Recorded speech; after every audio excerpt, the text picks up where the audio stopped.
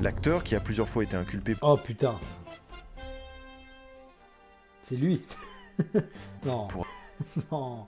Attendez. Mais si c'est... Oh putain, pour c'est lui. plusieurs fois été inculpé pour agression Oh. sexuelle, aurait alors commencé C'est la première fois de ma vie, j'apprends la raison de cette vidéo, frère. Je suis choqué.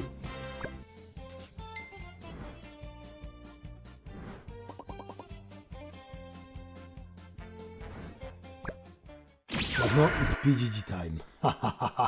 Changement d'ambiance, hein. Allez, continuez à écrire, je suis hype. C'est hype.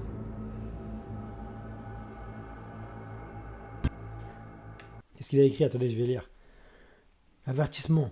Cette vidéo évoque des cas de violence sexuelle et de meurtre pour un public averti. Si vous êtes victime de violence, le numéro d'écoute nationale est 3919. Bah voilà. Vous avez le numéro s'il faut. Après en bas, c'est vraiment long ce qu'il a écrit, hein. Voilà. le voir au début avec le petit. Comment est-ce que ça va? Alors déjà, je va suis et trop toi? content de vous retrouver pour une nouvelle vidéo. Moi Et comme aussi. vous avez pu le voir au début avec le petit panneau disclaimer, on va enfin parler de l'histoire de P. Diddy. Oui, vous me Oh, l'avez Abdel, énormément... le texte il est long, frère. Il y a une meuf, elle m'a créé ma priorité. Et a tapé sur l'aile avant droite. On a frotté sur genre 20-30 mètres. Moi, j'ai frotté sur un trottoir à gauche. Et en plus, elle a voulu faire croire qu'elle était engagée. Que je l'ai tapé par derrière alors que l'avant de ma voiture. Oh là là là là. Bon courage, Abdel, hein. Bon courage, mon frère. Mais tu m'as parlé comme si c'était moi l'expert. Bon, en tout cas, bon courage. Mais je suis pas l'expert, j'ai pas d'appareil photo dans ma poche. demandé. Et l'année dernière, j'avais même fait une story sur Insta rigole, bon où je vous courage, disais mon comme ref. quoi je Mais voulais là, faire on une la vidéo fera sur pas, ce qui hein. se passait autour de Diddy. On était en plein dans le cœur du truc. Je voulais pas me précipiter sur le sujet, je voulais prendre mon temps pour essayer de faire ça au mieux. Et je pense que Je c'était pense à aimer la important vidéo. Je de rigole, je faire like ça. pas. D'attendre le bon Ta timing bouche. parce que chaque semaine, voire chaque jour, il y avait un nouveau rebondissement Ok. dans l'affaire. En tout cas, j'espère que ça va vous aider à comprendre, vous faire un avis. Et on a essayé de vous rendre tout ça, tout ce gros bordel, un petit peu accessible, entre guillemets. Tout ça nous amène à aujourd'hui, dimanche 4 mai 2025, soit 24 heures avant l'ouverture du procès. J'ai même pas fait exprès, c'est fou le hasard, non? En tout cas, j'espère que cette vidéo vous aidera à mieux Comment saisir ça, le je filme personnage et à comprendre de quoi parle ce procès Je concrètement. travaille même pas. Parce que ce procès va sûrement faire beaucoup parler de lui. Avant de démarrer cette vidéo, sachez qu'une marque nous accompagne, et cette marque, c'est Saily. J'ai déjà eu l'occasion de vous en parler, Saily c'est une application de eSIM conçue par Nord Security. Une On eSIM, s'en fout, sur Revolut ils font aussi. c'est voyage abordable, Et c'est pas avec cher. votre forfait C'est qui facile. seul à faire. Vos voyages, réseau local, petit souci. Mais voilà, merci de suite, mais je vais parler parfois au conditionnel dans une grande partie de cette Voilà. vidéo, car pour le moment, P. Diddy est encore présumé innocent, parce que le procès arrive, vous l'aurez compris. Et pareil pour les affaires qui ont été réglées à Vas-y, Abdel, l'amiable, frère. vous allez Merci, voir mon que frère. pour la plupart, il n'y a Bon pas eu de courage, procès, et du dans coup, cette épreuve. il n'y a pas de culpabilité évidente. Ça peut être relou, je l'entends, mais croyez-moi que c'est pas un parti pris ou quoi que ce soit, c'est juste la loi, et Eh, je vous me entendez protège. bien Seb Lafrite? Ça va, vous l'entendez là. Il parle gentiment, mignonnement. aussi de mon côté, même si on a tous envie qu'ils prennent tarif. On va directement commencer et pas trop perdre de temps avec l'intro parce qu'entre ces premiers problèmes judiciaires, ces procès récents et les théories, on a beaucoup de choses à voir ensemble. Mais d'abord, revenons dans les années 90. Oh, vous avez ramené Mbappé dans ça. Je parle pas. On se la fait vite, Sean Combs, il est né à New York, il a grandi à New York et il est devenu une personnalité emblématique de la ville. Pourtant, ses débuts dans la vie d'adulte, si on peut dire ça comme ça, ne présageaient pas du tout cette trajectoire. Il commence sa carrière dans le milieu de la musique en y intégrant le label Uptown Records en 90. Il n'est pour le moment qu'un Ouais, simple qui fait stagiaire, aller- mais il va aller vite de montrer ses un soirées. potentiel intéressant. Et rapidement, il va être promu responsable de la division chargée de la découverte des nouveaux artistes. Et à 18 ans, c'est juste l'un des plus jeunes directeurs artistiques. Empêche tous les Américains, qu'est-ce qu'ils kiffent les soirées de PJJ, frère? Là, ils vont tous faire les acteurs. Oh no, I don't know. Tu savais très bien. PJJ disait viens habillé en gris, tu partais habillé en gris bien comme il fallait. Il disait viens en blanc, tu venais en blanc. C'était des esclaves de PJJ, frère. Tout label Tu serais allé, toi? Moi, je suis con, je serais allé, moi. confondu. Avec ce poste, Faut il va savoir ce qui se participer au passe. développement Après, j'ai fait, oh, DJ, where are you going? Stay here. Il dit, no. I need to go. My room. de jeunes Pour aider la vidéo du book de Neo et Swan, il a tout dénoncé. Quoi, sur ses artistes darons? de ce même label comme Joe Desi ou encore Mary J. Blige. Et dès cette période, Sean Combs avait déjà la réputation d'organiser d'immenses soirées qui rassemblaient des milliers de participants. C'est d'ailleurs lors d'une de ces soirées que la réputation de P. Diddy va commencer déjà à être sérieusement entachée et pourtant, on est encore aux prémices de sa carrière. En 1991, Mbappé, il est parti à la soirée de PJJ. Non, la soirée où il était habillé en blanc, là. C'était pas une soirée de PJJ, non? Sean Combs et le rappeur Evidy vont vouloir organiser un match de basket Citron la caritatif plus dans le riche. but de collecter des fonds Non. Si. C'est archi drôle. Mais je peux pas lui en vouloir. Ain't no party like this party. C'est Mbappé, il a dit ça. Mbappé, il est parti, mais il savait pas, il savait pas. La vérité, je pense qu'il savait pas, Miskin. Ça lui a dit, ouais, viens, il y a PDG, fait une soirée, il y aura des meufs, il est parti direct. En fait, un mec qui part à une soirée de PDG, tu peux rien lui dire. Un mec qui retourne à une soirée de PDG, mon gars, pourquoi t'es reparti, hein? Il y a des choses que tu as dû voir normalement, que tu as dû comprendre. Pour une association qui lutte contre le sida. Et quand Didi se met à organiser un événement, il voit toujours les choses en grand. Il invite des artistes ayant déjà une certaine renommée à participer à ce match, comme Boyz II Men, Jodeci ou encore LL Cool J. Pour promouvoir l'événement, Sean Combs et son équipe distribuent des milliers de flyers, les radios en parlent, et peu à peu l'événement se fait connaître dans tous les quartiers de New York, jusqu'à devenir immanquable. Mais c'est justement cette promotion qui va amener la soirée à devenir une tragédie. En fait, c'est ça le plavon. Vu que vous arrêtez pas de dire ouais, laisse la vidéo, laisse la vidéo. Bah en vrai de vrai, je mets ma tête là avec ma cam, j'appuie sur comme ça et je regarde juste avec vous. Entre amis. Je suis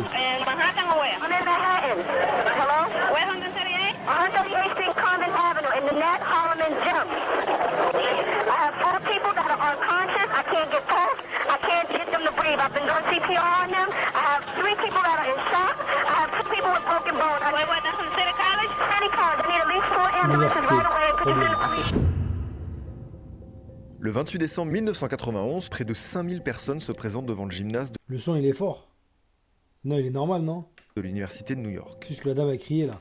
Le problème, c'est que cette salle pouvait accueillir au total 2730 personnes.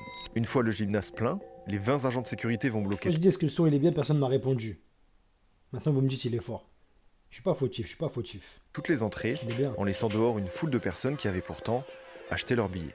Et c'est à partir de ce moment-là que la frustration et les tensions vont augmenter et que les portes d'entrée vont être brisées. La foule va se précipiter vers les 4 portes qui menaient directement au terrain, mais la sécurité avait placé derrière elle une table qui servait de levier pour les maintenir fermées. Cet accès était en bas d'un escalier et les gens ne voyaient pas qu'il était impossible de passer, alors ils ont continué à avancer. Les premiers arrivés en bas se sont trouvés dans un étau où d'un côté il y avait la foule et de l'autre côté les portes fermées. Eh, mon cerveau il est cramé, je crois. Je crois que mon cerveau il est cramé, la vérité. Ça fait combien de temps regarde la vidéo là? 5 minutes. Je suis déjà perdu. C'est une dinguerie. TikTok ça m'a cramé mon cerveau, frère. Je sais même pas de quoi il parle là. Je sais même pas ce qu'il raconte. Qu'est-ce qui s'est passé? Pourquoi il y a des gens inconscients? Je sais même pas. Malheureusement, ils se Ça, sont il va tout expliquer simplement encore, hein. J'ai rien fait compris, là. piétiner. Quand la sécurité a ouvert l'une des 4 portes, il était déjà trop tard. Le match a été logiquement arrêté et les blessés ont été disposés un peu partout sur le parquet. Il y a eu un match, il y a des gens. Ils se sont battus. Sean Combs et certains spectateurs se sont empressés de venir secourir les victimes, mais pour certains, Ok. il était juste trop tard. La première Au soirée total, le de mouvement de Didi. foule va entraîner les blessures de 29 spectateurs, mais aussi la mort de 9 personnes, tous âgés entre 15 et 28 ans. Ce drame va conduire à des 9 poursuites morts. judiciaires contre les organisateurs, donc Sean Combs et Evie D, qui s'étaleront pendant plusieurs années. Didi va témoigner et mentionner qu'il était lui aussi à proximité de la porte et qu'il a été pris dans le mouvement de foule, mais qu'il a également participé à évacuer les personnes au sol. Sauf que personne ne va confirmer l'avoir vu à cet endroit précis. Au contraire même, certains témoigneront Oh l'avoir là là, la aperçu dans plus le hall, riche. en train de manipuler de l'argent liquide de Citron en la caisse. personne. La bosse, merci. Merci la plus riche. Citron, je t'ai dit la plus riche, mais c'était pour rire. Hein. T'es pas obligé de provoquer, t'inquiète. Merci la bosse. Avec 2 femmes à ses côtés. Au final, la cour va estimer leur responsabilité dans On est cette ensemble. histoire à 50% et donc fermer la Mais possibilité j'ai de pas mener assez cette d'argent, affaire Stark, t'es fou. à une condamnation. J'ai pas de Les taille. conflits avec les familles des victimes seront réglés à l'amiable. Didi leur versera de l'argent en dédommagement de ce tragique événement et en évitant de longues poursuites judiciaires par la même occasion. D'ailleurs, les 24 000 et quelques dollars qui ont été collectés et qui devaient revenir à une association qui lutte contre le sida va être réquisitionné dans un premier temps par le département juridique de la ville de New York. Mais le hic, c'est que les organisateurs n'ont jamais réussi à recruter une association caritative. Donc une fois que cet argent a été débloqué, ils ont forcément récupéré ses bénéfices, mais personne ne sait s'ils ont finalement effectué un don pour cette cause. J'ai rien Voilà, compris. voilà. Cet événement marque le premier problème judiciaire dans la vie de Sean Combs, et pas des moindres. C'est vrai qu'on n'en Il parle appelle pas Sean beaucoup. Combs comme si c'était son poteau. Appelle-le PDG. Juste PDG, déjà, ça fait blast de Payward et tout. On est plus dans le thème. Sean Combs. Je crois que c'est le poteau. Sean Combs, on dirait que c'est un mec qui a été drafté au 2e tour, frère. Et c'est presque un petit Astroworld. Enfin bref, après que sa réputation ait pris un sacré coup en passant dans tous les journaux de la ville, il va quand même continuer de travailler chez Upton Records. À cette époque, Sean Combs se plaît dans son travail, mais il nourrit des ambitions plus grandes. Il souhaite avoir plus de pouvoir et d'influence dans ce label, et selon ses anciens collègues, il commence à montrer déjà des signes d'énervement quand les choses n'allaient pas dans son sens. Oh, wow. Keep calm. Son nez était rempli de cocaïne déjà, ça se voit, frère. Qu'est-ce qu'il fait, wesh? Il était un peu vu comme un sale gosse, qui pouvait hurler ou taper dans des meubles quand il n'obtenait pas ce qu'il voulait. Et c'est notamment en raison de ses excès de colère que les gens vont commencer à lui donner le surnom de Puffy. I'd heard he got the name Puffy because he would get so angry when he wouldn't get his way when it comes to certain musical decisions or whatever that he would just get all puffed up. Yeah. And they started just calling him Puffy as a joke. Yeah, Puff Daddy. Yeah. Après des désaccords avec les dirigeants du label, Sean Combs est renvoyé d'Upton Records. Casse-toi. En réalité, les raisons exactes du licenciement sont assez floues, parce qu'il existe plusieurs versions. Selon André Harrell, le fondateur du label, Diddy aurait été renvoyé car il semblait prêt à s'émanciper et à créer son propre business. So I told Puff he needs to go and create his own opportunity. You red hot. I'm really letting you go so you can get rich. Mais d'autres versions beaucoup moins lisses vont voir le jour. Let me tell you exactly what happened. They up in that fucking Viens le mec. Viens le mec, il s'appelle Doug. Un mec qui s'appelle Doug, j'ai trop de mal à le croire, la vérité. Même s'il parle de PDG, hein. Même s'il va dire le truc de ouf, il s'appelle Doug. C'est très dur de faire confiance à un bug, il s'appelle Doug, frère. Doug. fucking marketing meeting. What's your name? My name is Doug. Fuck you, frère. And Puffy cut some motherfucking top Jewish executives. Eh, Seb, il y a un mot que t'as oublié de traduire. Il y a un mot que t'as oublié de traduire. Ah, je sais pas si vous avez entendu, si vous voulez, je remets. Il y a un mot qu'il a pas traduit, frère. Un des dirigeants. Il dit pas un des dirigeants. Hein? The fuck out. Motherfucking top Jewish executives. Voilà ce qu'il a dit. T'as oublié de traduire, hein, Seb. Comment ça se fait, là? Hein? Il faut traduire. Mazal. De quoi t'as peur? Fuck out. And cussed every motherfucking top executive out. Alors c'est toujours difficile de C'est démêler bizarre, il a tout traduit, hein. Il manque un mot, frère. Putain. le vrai du faux. Ce qu'il y a de sûr, c'est Je que peu de regarde temps que toi, après son Seb. Je regarde que licenciement toi. Je regarde que toi.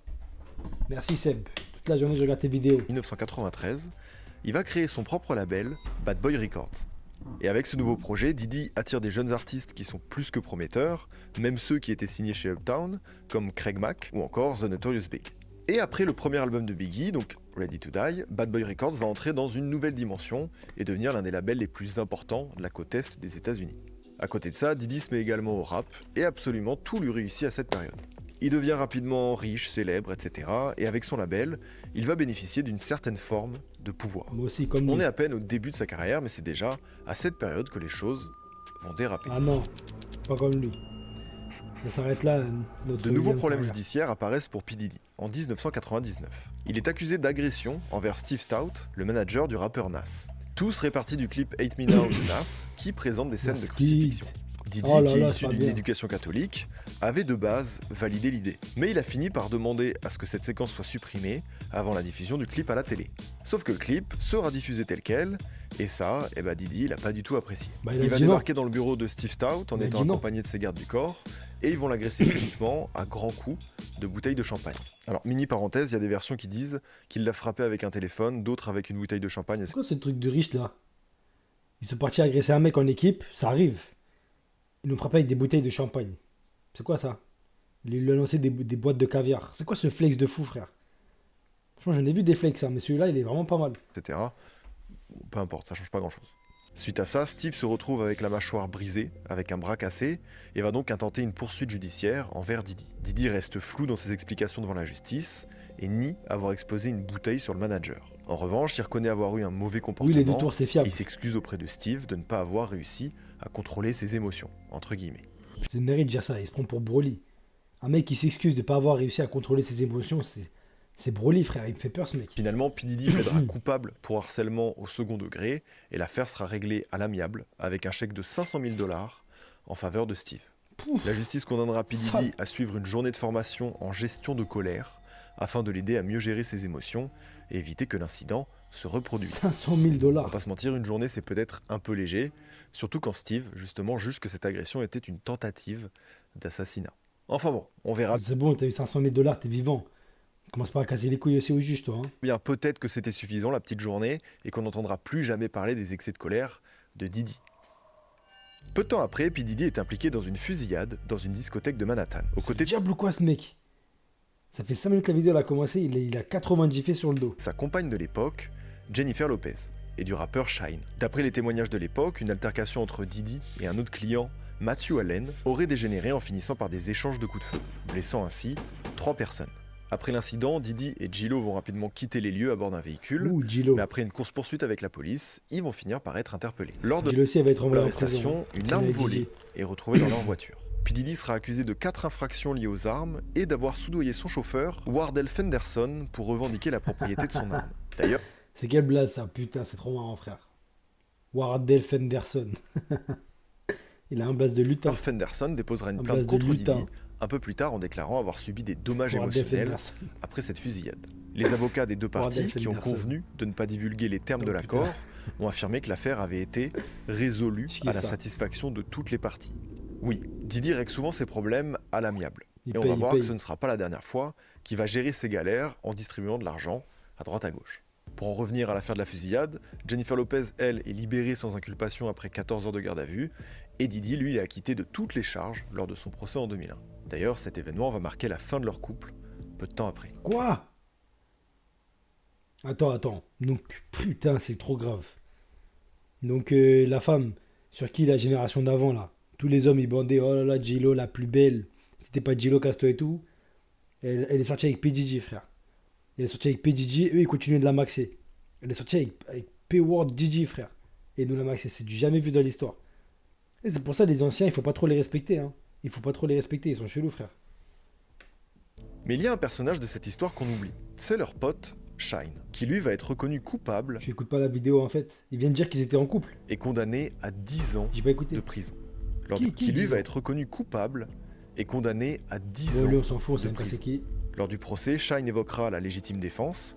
Il admettra avoir fait usage d'une arme à feu, mais uniquement contre Matthew Allen, qui pointait déjà son arme vers lui. Oui, j'aime bien Et cette- surtout, il insistera sur le fait On se qu'il n'a connaît pas. jamais tiré sur des personnes extérieures à cette embrouille. On dirait Karim Abdul-Jabbar.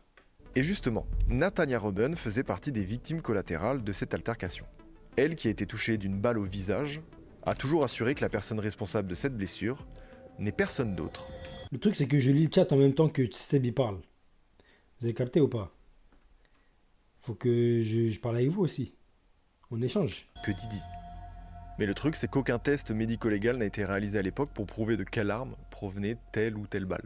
En parallèle à tout ça, Mark Curry, un ancien membre de Bad Boy Records, va insinuer publiquement Mark que Curry. Shyne avait reçu de l'argent pour qu'il prenne la responsabilité de cette fusillade. Marc Curie. J'ai l'impression que depuis le début, tous les blazes ils sont inventés, frère. Wardell Fenderson et Marc Curie. So L.A. Reid gave him $1 million to Que des put out blazes de Stephen Curry. an album, and the album never came out. I knew that when L.A. Reid went to give him that $1 million, that was Puff giving him the money, but he had to give it through L.A. Reid. They never they never intended on giving him an album. If they would have gave him $1 million for an album, wouldn't we have heard the album? Okay, For real, so for real, my what man. you're saying is this is Puffy's way of paying Shine off for taking the rap for him. You're very smart. Oh yeah, you got them right. Toute cette affaire reste floue, et l'enquête pourrait être ouverte si de nouvelles preuves apparaissent. J'avoue, il s'appelle Puff. Et les gens, ils fument des puffs, ils fument des puffs d'Adji, frère. Ils fument des P-Word d'Adji. Oh, Montalo. Montalo, le boss. Vous savez, je vous ai dit, j'ai les contacts. Montalo, c'est mon pote, frère. Montalo, c'est mon pote. Je vous ai dit, frère. C'est comment, Monta, ça va ou quoi? Bienvenue, tous les Montalos. Tous les Monta Up. Parce qu'aujourd'hui, on va tous bien. Mental Up. Mental Up. Là, on parlait de plusieurs trucs. Un peu du buzz. Un peu de PDG. Mazal. Ouais, vous êtes vraiment dans le thème. Je kiffe, frère.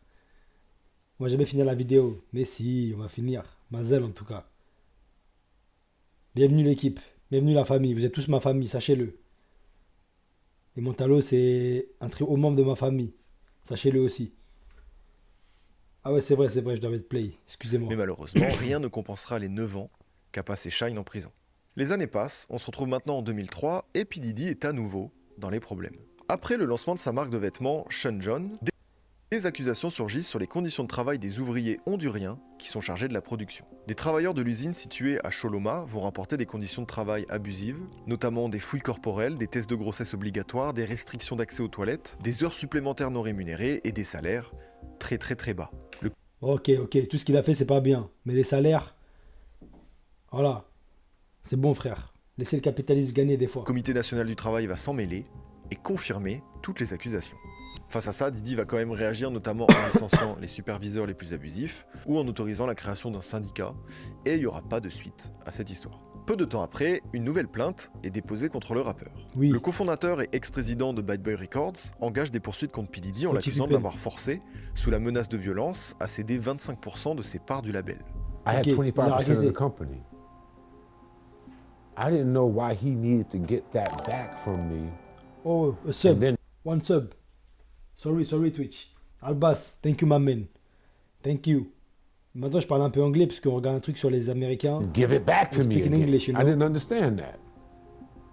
That's like a trick. Like, okay, here, I gave it to you, now give it back, and don't worry, I'm gonna give it right back to you. My man, you're drippy. I didn't want to give it up. Yeah, you're So he drippy. came into my office one day unexpected, him and Kenny Marsalis, they had it planned out. Ogun Kujo. Kenny had the briefcase with all the stock Thank you, certificates my in man. it, and Diddy had the Suarez bat. for you. Not Hard for like you. I'm gonna beat the shit out of you with the bat, Ça va et toi, Yuyu? but he had the bat like, Come man, on. we got to do this. This has to happen. D'ailleurs, ces 25% appartiennent aujourd'hui à la mère de Diddy. Ok, il a mis Elle aussi, il faut l'enfermer. tout ça, mais la façon dont ça a été fait est très discutable, permettez-moi. Mais après tout ce qu'on vient de se dire, qui est vraiment surpris? Néanmoins, cette affaire a été classée en 2006 car le délai de prescription avait expiré. Ensuite, ce sera le calme plat, aucune plainte en vue, peut-être qu'il a changé.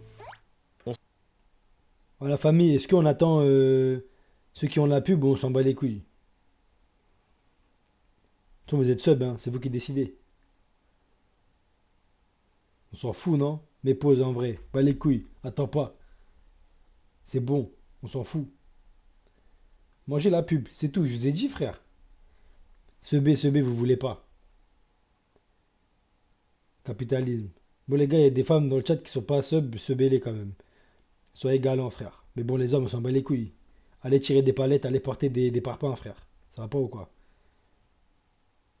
Pas les tales. Ok. Vous avez pas de tal? Bah, je vais vous apprendre une leçon. Il faut bosser pour être sub et pas avoir de pub. On sait pas. Je rigole. Ce calme va durer quelques mois. Début 2007, Diddy a encore des nouveaux problèmes judiciaires. Diddy. Gérard Dreschneider, un agent immobilier, passe la soirée avec sa fiancée et des amis dans le club d'un hôtel de Los Angeles. Alors que le groupe s'apprête à partir, Diddy aurait approché Oh là là. User. Putain, une place de user.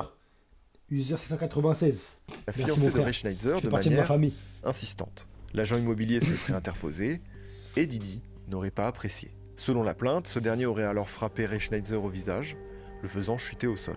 Puis, il aurait craché sur un de ses potes. Et l'affaire s'est une nouvelle fois réglée à l'amiable. C'est fou de pouvoir tout régler de cette façon, on se dit qu'il y a bien un moment où ça ne va plus passer. Eh ben non, ça semble juste être trop facile pour lui. Tout ce que je viens de vous raconter jusqu'à maintenant, c'était encore soft par rapport à ce qui va suivre. On arrive à un tournant dans la vie de Diddy. Il va, et malheureusement pour elle, rencontrer une personne qui va permettre au monde d'en savoir encore plus sur le vrai visage de P. Diddy. Comment ça, vrai visage? Il a été incarcéré. Enfin, il n'a pas été incarcéré. Il a été arrêté 80 000 fois, frère. Tout le monde sait c'est quoi son vrai visage. C'est un mec qui tire sur les gens, il est violent.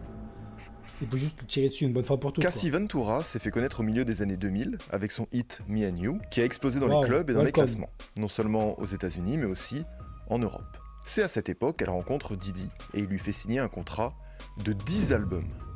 Alors, je sais pas 10 si on se rend albums. compte, mais ce contrat ressemble plus à une peine de prison qu'autre chose. Aucun artiste ne signait des Déjà, le contrats contrat sur de Joao Félix à la 10 Atletico, albums, frère. l'obligeant à être lié à une structure pendant, je sais pas, plus d'une dizaine d'années en fait. Et rien qu'avec ce contrat, on ressent déjà les prémices d'une certaine volonté de contrôle de Diddy sur la jeune artiste. Mais le plus déroutant reste à venir. Peu après, Cassie, alors âgée de 19 ans, et Diddy, lui, 36 ans, entament une relation amoureuse. Au début de leur relation, Diddy introduit Cassie aux drogues dures, ce qui va intensifier son emprise sur elle. Petit point de précision pour la 38 suite, ans, 19 ans. car on va parler du 17 ans document d'écart. d'accusation que Cassie a réalisé contre Ouais, lui. SRT. En gros, un document Man. d'accusation, c'est ce qui te permet de déposer une plainte pour conduire C'est une la affaire comme en soirée justice. pour toi. C'est donc des accusations d'un camp contre un autre, Merci mon et frère. la présomption d'innocence Thank reste you. présente tant qu'il n'y a pas réellement eu de jugement. Gracias. C'est important de le rappeler, même si on va vite se rendre compte que tout est bizarre dans cette affaire. J'ai pris beaucoup de temps Au-delà à de la compter. gestion de sa Oh, train carrière, de la Didi hype. commence à contrôler Welcome. de plus en plus d'aspects de sa vie, notamment en lui donnant de l'argent et en finançant son logement, sa voiture, ses vêtements, etc. Ce qui rend Cassie progressivement dépendante de lui. Cassie n'a finalement sorti qu'un seul projet, malgré son contrat de 10 albums avec Bad Boy Records. C'est Le même reste pas de parlé. finalement sorti qu'un 10 seul albums. projet, Ouais. malgré son contrat de 10 albums C'est lui notre youtubeur là. Il sait même pas parler, frère. On va se désabonner, tu vas voir. avec Bad Boy Records. Le reste de sa carrière musicale s'est limité à des collaborations Oh, les lois. avec d'autres artistes. Comment je Par me butais à conséquent, lui. ses revenus sont restés très limités, dépendants en grande C'est comment partie de me ce barrer que avec mon gars, Didi ça lui va donnait. À ce stade, sans le savoir, elle était déjà piégée dans une situation de contrôle dont il devenait difficile de s'échapper. De plus, le comportement du rappeur serait devenu de plus en plus étrange. Par exemple, lors d'une rencontre avec la famille de Cassie, il a entendu la chanteuse appeler son grand-père par le surnom Pop Pop. Après avoir pris connaissance de ça, Didi a insisté pour que Cassie utilise ce surnom lors de leur relation intime. Oui, Wow. c'est grave bizarre, et encore, c'est peut-être l'élément le plus soft de son document d'accusation. Ouais, mais pourquoi il fait Cassie ça? va découvrir peu à peu des aspects de la personnalité de Il est fou Didi quoi. qu'elle ne Ah connaissait oui, il pas est fou. jusque. En vrai, il est fou. Je pose la question comme si. Il devient très jaloux, sanguin, voire même extrêmement violent. Si on se base uniquement sur son document d'accusation, elle aurait subi des violences conjugales à plusieurs reprises, et ça pendant près d'une décennie. Lors J'ai d'un pas suivi, mon divorce cerveau, il est conjugal cramé. à plusieurs reprises, Violence et conjugale. ça pendant près d'une décennie. Ah bon? Lors d'un de ces épisodes, après une soirée avec 10 Jay-Z, ans. Monsieur Combs a frappé Madame Ventura à plusieurs reprises dans une escalade, allant jusqu'à la frapper et la rouer de coups de pied. Il l'a ensuite jetée hors Mais je du crois ça, véhicule il y a sur la la vidéo qui 5e est sortie, avenue ça. à New York. Elle a fini par réussir à héler un taxi pour rentrer à son appartement à Manhattan, où elle a pleuré de peur, réalisant qu'elle n'avait personne à qui confier ce qu'elle venait de subir de la part de cet homme extrêmement puissant. Elle a passé les 3 jours suivants cachée dans son appartement. En janvier 2009, après que Monsieur Combs Oui, Monsieur Combs, c'est PDG. Voilà, c'est lui. a appris que Madame Ventura a parlé à un autre manager lors d'une soirée à Los Angeles, il est devenu furieux. Elle espérait que cette conversation lui permettrait de faire progresser sa carrière et que Monsieur Combs en serait heureux. Mais au lieu de cela, il est devenu extrêmement en colère et l'a violemment sorti du club où se déroulait la soirée. Dans la voiture quittant le club, Monsieur Combs a frappé Madame Ventura, la poussant dans un coin du véhicule et lui Oh, mon cerveau, il est cramé. Il est 1h du matin, il met des textes. J'ai pas envie de lire ça, l'Afrique, j'ai pas envie de lire, frère. écrasant le visage avec Parle son face caméra. Un membre de la sécurité de Monsieur Combs, Roger Bones, a tenté d'intervenir pour arrêter l'agression, PDG, ce qu'il a fait, il a séparé cette dame de tout son entourage pour la maîtriser. Et c'est pour ça après il faisait ce qu'il voulait, frère. C'est un diable ce mec. Un démon. mais n'a pas réussi à calmer la situation. À leur arrivée, à la résidence de Monsieur Combs, Madame Ventura a tenté de s'enfuir, mais Monsieur Combs l'a poursuivi et lui a de nouveau donné un coup de pied au visage. Mais ça, ce qui s'est passé là, ce truc-là, cet événement, il me semble qu'il y a eu la vidéo qui est sortie. Hein. Madame Ventura saignait abondamment Je pense pas et a qu'il va été la conduite mettre. de force à l'intérieur du domicile de Monsieur Combs, où elle a commencé à vomir en raison de la violence de l'agression. En prenant conscience des blessures infligées et des preuves physiques de son acte, Monsieur Combs a paniqué et a forcé son personnel à emmener Madame Ventura dans une suite de l'hôtel The London à Los Angeles. Elle a été contrainte de rester enfermée là-bas pendant une semaine. C'est une dinguerie. Vers cette une époque, semaine. Cassie va poster une photo sur ses réseaux sociaux. Non, c'était à l'hôtel, c'est à l'hôtel. Sur cette photo, on la voit souriante, mais avec le visage tuméfié. Le tout avec une description sans aucune allusion aux violences conjugales qu'elle subissait. Ce post était sûrement un appel à l'aide, mais pas grand monde à cette époque n'a fait le rapprochement. Cassie aurait juste vécu l'enfer durant cette période, sans jamais avoir de vraie solution pour s'extirper de tout ça. Quand on dit que Didi est quelqu'un de très puissant, ce n'est pas un euphémisme. Dites-vous que son entourage était tellement loyal envers lui que même les personnes qui étaient témoins de ses agressions n'auraient jamais pris le risque de se mobiliser contre lui. LeBron James. Du coup, Cassie se retrouve seule dans cette situation, sans aucun témoin, ni preuve, et tout ça face aux avocats de P. Diddy, qui sont parmi les meilleurs du pays. Elle est complètement Daniel, la piégée bosse. et va décider de garder toute cette La bosse situation sous métallique. silence pendant encore de nombreuses Merci Dania. Bienvenue les Danians. Les Danois. Bienvenue la famille. Bienvenue Dania, merci. Merci pour le raid. T'as Montalo, je vais pas lui rendre le raid. Toi, je vais te rendre. non, pardon, je rigole. Pardon, Montalo. J'espère que années. t'as pas entendu. Vous avez sûrement vu la vidéo où le Daltonien, rappeur bienvenue. frappe la chanteuse dans un hôtel. Ah. Ce jour-là, les membres du personnel de l'hôtel sont intervenus et ont donc été témoin de cette scène. Toujours selon le rapport d'accusation, Didi aurait tenté de soudoyer les employés pour passer cette histoire sous silence. Cette vidéo, qui date de 2016, sera rendue publique près de 8 ans après l'agression. Et quand on voit la violence avec laquelle Didi traitait Cassie, on n'ose même pas imaginer tout ce qui se passait en Ton off. chien il s'appelle LeBron. Et c'est pas une preuve d'amour envers le basketteur, ça. Ça se fait pas, frère. Quand la vidéo a été publiée par CNN, Didi a pris la parole sur ses réseaux. Je savais pas qu'il s'était exprimé. I was fucked up. I mean, I hit rock bottom. But I make no excuses.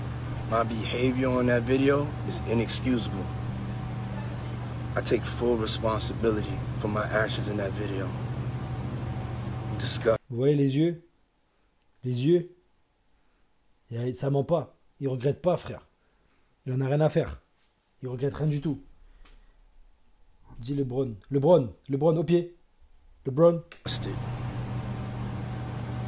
I was disgusted then when I did it. I'm disgusted now. Même en essayant à plusieurs reprises de s'éloigner, Didi restait toujours sur le dos de Cassie pour l'en empêcher.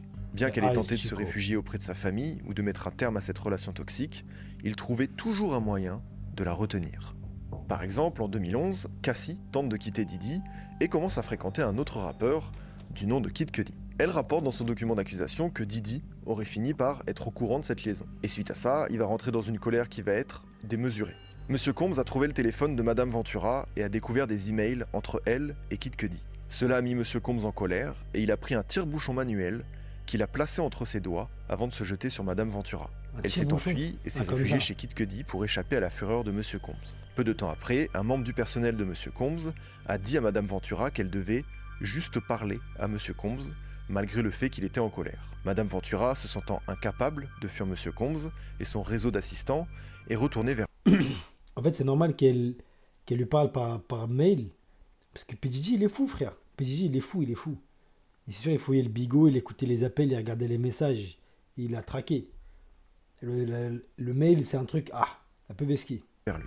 Il l'a frappé plusieurs fois, puis lui a donné un coup de pied dans le dos alors qu'elle essayait de sortir. Elle est allée chez ses parents dans le Connecticut où sa mère a pris des photos des ecchymoses que Monsieur Combs avait laissées sur son corps. En février 2012, pendant la Fashion Week de Paris, Monsieur Combs a dit à Madame Ventura... C'était en 2012 aussi, voilà, c'était en 2012.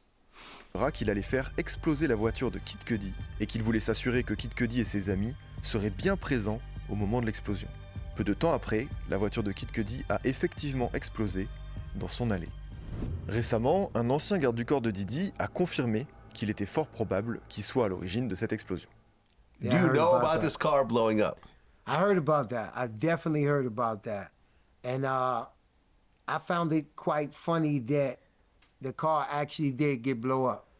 So I would say that was accurate. I would say that. How do you blow up someone's car? Well, they got so many different things that you... C'est quoi cette question de merde? Comment tu fais exploser la voiture de quelqu'un? C'est quoi cette question, frère? can make now. Cocktails and all type of other stuff.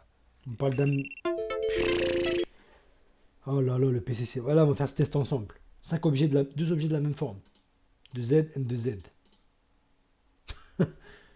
Eh, les gars, j'ai dit TikTok qui me font la guerre. Qu'est-ce que je dois faire? 2 objets de la même forme. The H and the H. Ça, c'est mon show. Regardez, il y a 60 personnes sur TikTok. Oh, TikTok. Il faut venir sur Twitch, hein.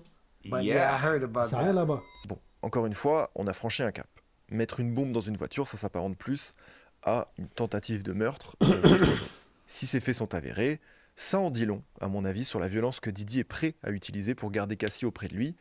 Et ça fait froid dans le dos. Petite parenthèse, mais on doit sortir du document d'accusation pour revenir en 2009. En 2009... Ça date de ouf, hein. 2009, on était même pas nés. Salut Rafik. 2009, j'étais même pas né. Des photos intimes de Cassie ont été publiées sur Internet sans son consentement suite à un piratage de sa boîte mail. À l'époque, ces photos ont circulé sur divers sites web, provoquant un scandale. Cassie a rapidement réagi en confirmant que les photos étaient bien d'elle, mais elle a également exprimé sa colère et sa frustration quant à cette violation de sa vie privée. Le truc, c'est que d'autres photos encore plus dégradantes vont parvenir entre les mains de quelques personnes, dont 50 Cent, qui en parlera ouvertement lors d'une émission de radio. They sent me the girl pictures of the girl, not the shit that y'all saw. Worse, way worse. Ah, c'est 50 Cent. like My man. penetration pictures, and I called the nigga. I said, "Yo, you fucking with this girl? Like, you like her like that?" And he was like, "Yeah, that's my girl." I'm like, "All right, I'm gonna send you something. You look at it, you call me back." I sent him the photos, the pictures, and everything. And the nigga called back and was like, "Yo, thanks, man. Yo, I really appreciate that. Yo, where you get these shits from?" They know, like, if something crazy is going on, if they send it to me, I'll make sure it get out there. Like, so they sent it to me. But, you know, I really kind of felt like those photographs was not happening because of Cassie. I felt like they was happening because of Puffy. 50 Cent, je l'aime bien. J'espère qu'il a rien fait de bizarre. S'il te plaît, 50, fais rien. 50 Cent, je l'aime bien. Parce que là, je dis ça, demain, ils vont dire, ouais, 50 Cent, il a fait un truc de fou. Mais 50, je l'aime bien. Il exprime clairement son opinion. Et pour lui, si ces vidéos ont leak, c'est tout simplement la faute de Diddy. Pour remettre les choses dans son contexte, P. Diddy assume depuis des années être un amateur de freak.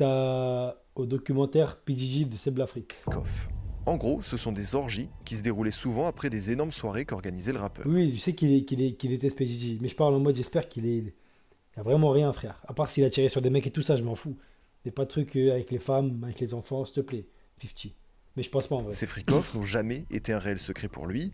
Il en a même... 50, je trouve, c'est le rappeur américain le plus drôle. Peut-être avec Rick Ross. Mais qu'est-ce qu'il est marrant, 50, frère. 50, il est archi drôle. Déjà parlé ouvertement. La vidéo où il dit, ouais, c'est fuck me for. Quand il parle à... Il parle à qui dans cette vidéo déjà? Il parle de Nelly. Je sais même plus, bref. La télévision. You need the ladies, you need the booze. You need some water. For watering plants? No, I don't know if guys have noticed this. Like, a lot of ladies drink water at parties. They just, you know, so if you don't have what they need, they're gonna leave. Right. Gotta keep them there. Right. You need locks on the doors. Floyd, exactement, c'était Floyd. Okay, this is sounding kind of dangerous now. It's a little kinky, but yeah. Rock with me, but just check it out. You need a lot of heat. A lot of heat.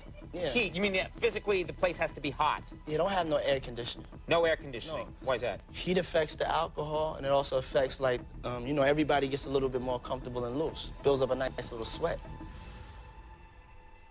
Diddy organise ses orgies dans les plus prestigieux hôtels américains et il y emploie des travailleurs du sexe, aussi bien des hommes que des femmes, et ça pouvait durer plusieurs heures, voire plusieurs jours. On peut trouver ça bizarre, ça l'est, mais jusque-là, il n'y a rien d'illégal. Ces pratiques ne sont pas interdites par la loi américaine. En revanche, si une personne participe à cette activité sans son consentement, en y étant forcée par du chantage, une pression ou autre, c'est là où ça devient plus problématique. Selon le rapport d'accusation de Cassie, elle mentionne avoir commencé à participer à ces freak-offs de son plein gré, puis avec le temps, Diddy l'aurait tout simplement forcée à être présente régulièrement à ses orgies.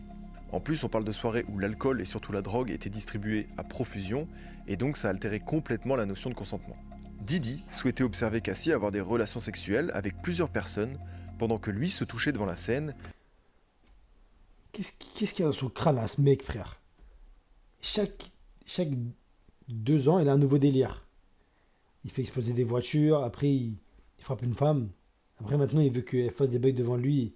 Et lui, chaque truc, il a un nouveau... Chaque année, il a un nouveau vice. Ouais, il est effrayant cet humain, frère. Et parfois, il en profitait pour filmer. Et c'est exactement de là que proviendraient les photos qu'aurait reçues 50 Cent. D'ailleurs, Cassie a plusieurs fois supprimé toute photo ou vidéo pornographique où elle était impliquée, mais Diddy arrivait toujours à les récupérer.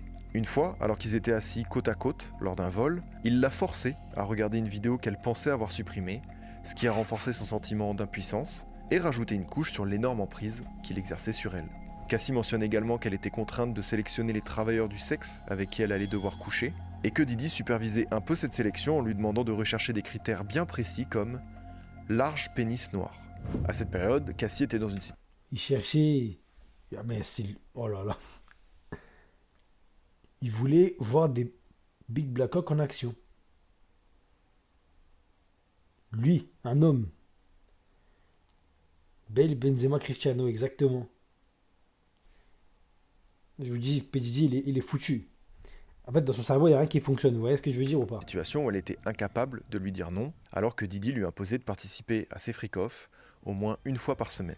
Et quand elle exprimait son refus d'y participer, une fois par semaine, c'est énorme. Le rappeur devenait juste violent avec elle. Donc, elle y participait au point d'en devenir malade, de vomir plusieurs fois avant et après les orgies, ce qui l'aurait mis dans un état d'anxiété constant. Tout ce dont on vient de parler, sauf le passage avec 50 Cent, est issu du témoignage de Cassie dans son document d'accusation du 16 novembre 2023, et évidemment, je n'ai pas pu mentionner toutes les choses qu'elle aurait subies de la part de Didi. Mais si ça vous intéresse, je vous mets un lien en description pour aller le feuilleter. Mais qui dit document d'accusation dit plainte, et qui dit plainte dit procès. Et si on résume, Didi est accusé C'est de... dingue quand même que le procès d'un mec fou comme ça, il est lieu actuellement et qu'on n'en sache rien. C'est quand même dingue, frère. Et violences sexuelles, agressions physiques et violences conjugales, Je dis pas que il doit être médiatisé partout, hein. Ça va pas passer sur TF1. Mais un minimum, je sais pas, il n'y a pas des médias rap là, qui toute l'année nous font des trucs de merde. Des comparaisons, ils peuvent pas un peu nous relayer ça en France? Vous êtes un média rap et un rappeur qui est dans un truc les plus fous là, du 21e siècle. Un procès fou, vous relayez rien, frère. Travaillez un peu, bossez ma gueule. trafic sexuel impliquant des travailleurs du sexe, menaces et intimidation. Les charges sont très lourdes, mais vous ne devinerez jamais comment cette histoire s'est terminée à l'amiable.